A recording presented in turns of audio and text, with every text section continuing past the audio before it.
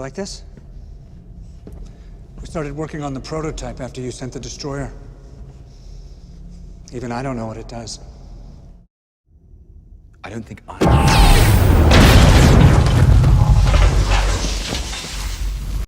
This packs a pretty good punch. I know what it does.